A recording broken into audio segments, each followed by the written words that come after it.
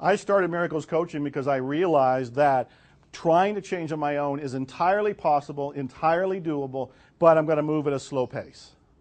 I'm going to just do it by baby steps. I've read a lot of books. You can change from books. I've written books that have helped people change. And you can still have all of that growth kind of happen.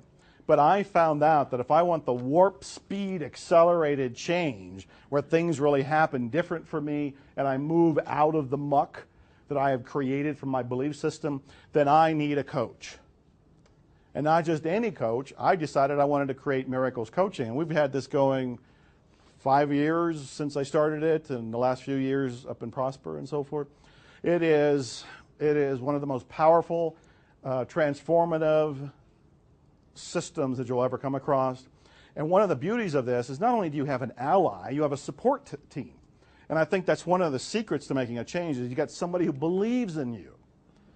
I was at Jerry and Esther Hicks' house one time. These are the people who put out the Abraham material.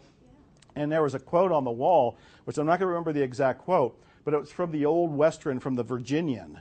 And there was a line in there that said, the only way that I can be a success is by having somebody believe in me more than I believed in myself. I don't have the exact quote, but you get the sense of what that's about. When you have a Miracles Coach, you have somebody who's believing in you besides you. You definitely can make that little bit of a growth on your own, but with a Miracles Coach, you're going to go flying down the road. You've got to accelerate it. See, in my book, Attract Money Now, if you haven't read it, Attract Money Now is free at attractmoneynow.com. Just go to attractmoneynow.com and you can download it and read it, so it's free. I talk about beliefs we have that create a limit for what we can allow into our lives. And I remember saying a few years ago, it's been more than a few years at this point, but I was on the internet and I was doing very well on the internet. This might have been 10 years ago or more. And I realized that I was hitting a ceiling in how much money was coming in. And I thought, how is that possible? There are no watchdogs that say you cannot make so much money on the internet. They don't come along and say, oh, you've gone over the tipping point here. You've got to back down and make a little bit less. Nobody does that. So the limit must be coming from me. I must be projecting my limit onto the internet or wherever money would come from in my life or any of your lives. And so I started to think, where would that limit come from? Why would I not want to go higher than what I've been doing over the last few years, which is a nice level, but we want to raise the bar. And then I realized I didn't want to make any more money than my father. I didn't want to make any more money than my parents. And when I looked at that, and I've said this story many times before, people will I'll hear a rumble around the room where they'll all realize that's true. I felt the same way. Maybe not consciously, but unconsciously we're thinking, no, we can't make more than our husband. We can't make more than our father. We can't make more than my brother. We can't make more than some other figure. That's a belief.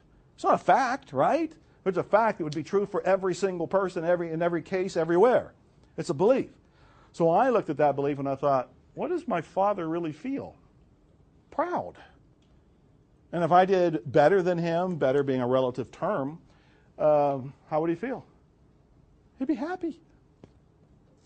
I've gone back several times since my mother is very ill right now, so I've gone back to see my family quite a bit recently. And my father repeatedly tells me how proud he is of me. And I'm very fortunate. He's 86 years old, and he looks me right in the eye and he says, you have really done well. And he's proud.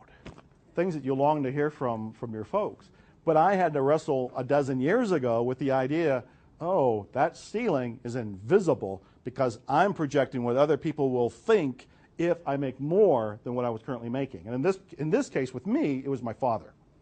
So I invite you just to explore that as a belief. Freedom is on the other side.